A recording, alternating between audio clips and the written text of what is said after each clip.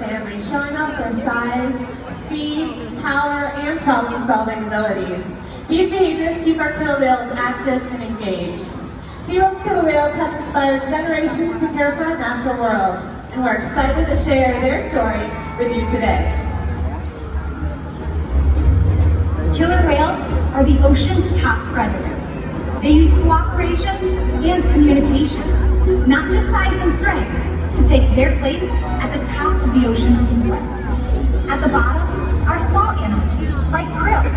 At the top, the apex predator, the killer whale.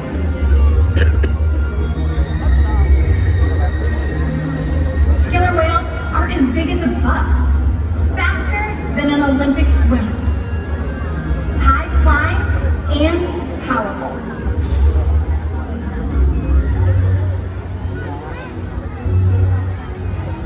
You're going to see all of that today and more. These and other behaviors provide an environment full of enrichment. We spend days, weeks, months, and years building relationships with our whales. This creates trust, and that allows us to do some amazing things. For example, when you visit the doctor, you present your arm to draw blood, or you step on the scales and see how much you weigh. It's much the same with our whales.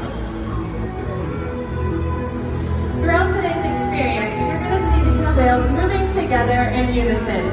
These synchronized behaviors strengthen their social bond and help them problem solve as a group. This is just another reason why killer whales are known as the ocean's top predator. Their scientific name is Orcinus orca. Their common name is killer whale. But here at SeaWorld, all 5 of our whales have their own individual names. So something in our pool right now are our 2 male killer whales. Our largest, at almost 6,000 pounds, is Trua, and our youngest, who is 9 years old, is Makayo. Our other 3 whales are our 3 females, who you guys will meet in just a moment. Our oldest whale is Katina at 43 years old, and she is also the matriarch, or the leader of our pod. Next is her daughter Milani at 13, and finally Malia at 12 years old.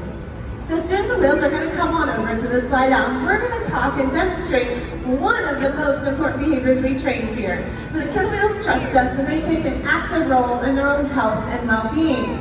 So in just a moment, Nick and Jenna are going to ask them to roll over on their backs and present their tail flukes.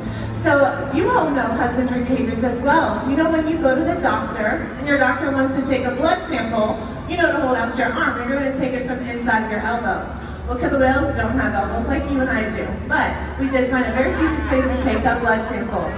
So we asked our killer whales to present their tail flukes, and right in the middle of their tail flukes, right on their surface where Jenna's kind of pointing out, is a very large vein that runs right on that surface where our vets can take that blood sample. Now you also notice that the trainers are giving them a nice rub down on their tail. Killer whales have sensitive skin and they do seem to really enjoy it, so it's just another way that we can reinforce our killer whales. So think about one of the first things you do when you go to the doctor's office is step on the scale to see how much you weigh. Well, in one of our adjacent pools, we have a huge killer whale-sized scale. It looks very similar to our slide out. So throughout the month, we'll ask the killer whales to slide up onto the scale, just as Makayo is demonstrating right now. But you'll notice that a large portion of his body is still in the water, and so is Trua. So from his dorsal fin all the way down to his tail flukes is a very large muscle called our peduncle. This can weigh a few hundred pounds, so that's a few hundred pounds that's unaccounted for. So to help solve this problem, we just simply ask them to lift their tails up and out of the water so we can get that accurate weight. Now we weigh our older whales to make sure they're maintaining a healthy weight, and our younger killer whales to make sure they're growing properly. And the care isn't just physical. Mental stimulation and play are vital, and we surprise and engage with our whales at every opportunity. Play is how killer whales teach their young to hunt, and for the adults, play is important too. It seems that they just enjoy having fun. Making time for play is an important part of life for killer whales, and for us. All right, well, I'm joined down here by my new good friend, Olivia, who is here with her family all the way from Wisconsin. So, Olivia, do you like to play games? Yes, so do I. So, killer whales will also play games as well. They'll play games like follow the leader with their moms and other members of their pod to learn necessary life behaviors. So, we're going to play a fun game of follow the leader with Trua. Okay, so the first thing I'm going to have you do is spin your body in a circle. So, go ahead. You go perfect, now you can stop, and we're going to see what Trua does.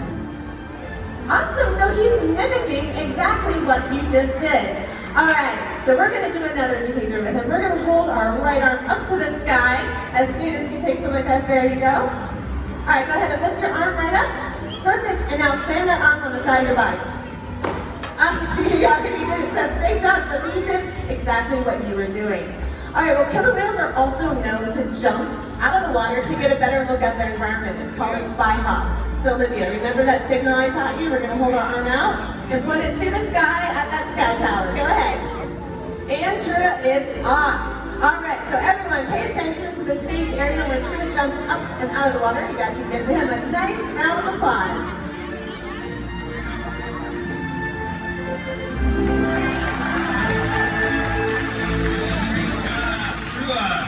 Hey everybody, I'm Nick over here on the right-hand side of the pool. This is Dylan, all the way from New York, and I'm going to introduce you to a really good friend of mine, Makayo here. The best way to do that is with a nice, tasty fish. That's all right, there we go. All right, now, that bow was kind of cute, but we're going to do something much bigger and much more of a splash. So we're going to ask Makayo to do a breach. All right, you ready?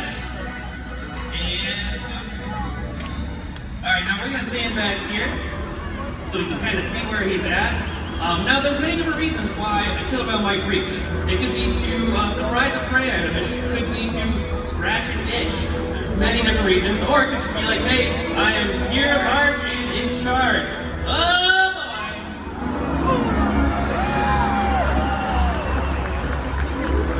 Wow. That was refreshing. Do you have a towel by chance? Oh, Makayo. Don't worry, Dylan. I mean, it's fine. Well, it looks like we have smarted you guys. Why doesn't everyone give a nice round of applause for our audience volunteers?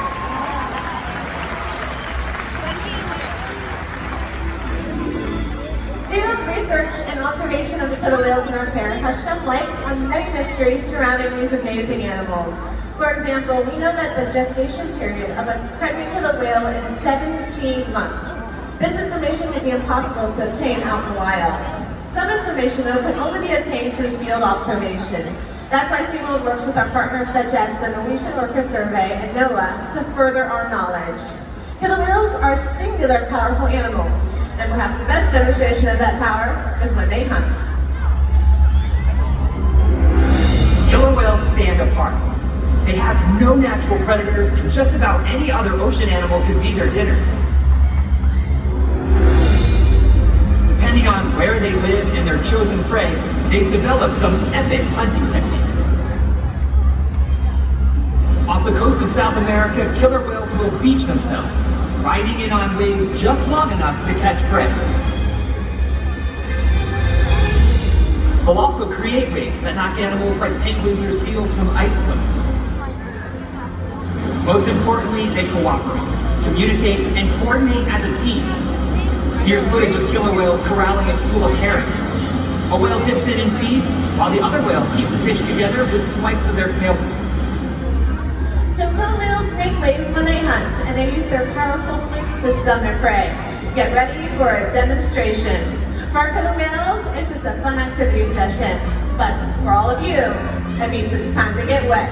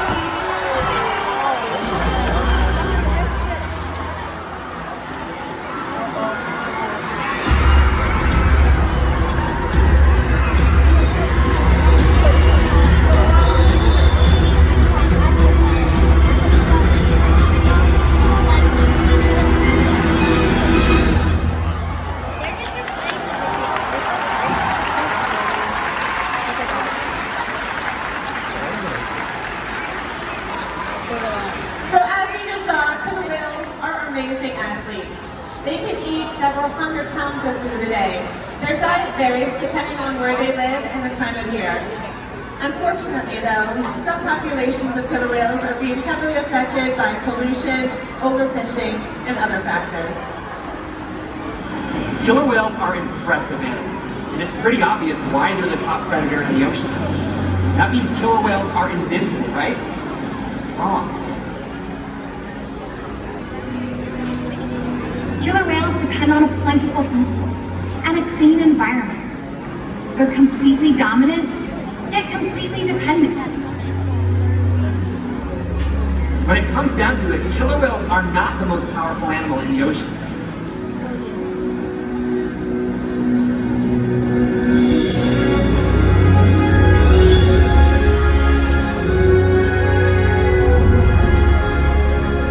Their future depends on you. Through your actions. Through the choices we all make. We hold the future of killer whales and the oceans in our hands. Killer whales continue to surprise and amaze us. They're the perfect ambassadors of the ocean, limitless, connected, powerful, But still vulnerable. The challenges that we face can seem insurmountable. Don't give up. Be inspired. We can make a difference. The ocean needs our help, and that seems overwhelming, but together we can make it happen. There's so much to learn. So much to protect. so much to explore. The killer whale story is still being written, and there are simple things we all can do to make a difference. All it takes is one choice. One positive act. One ripple that can grow and grow. And change the world. Together, we've got this.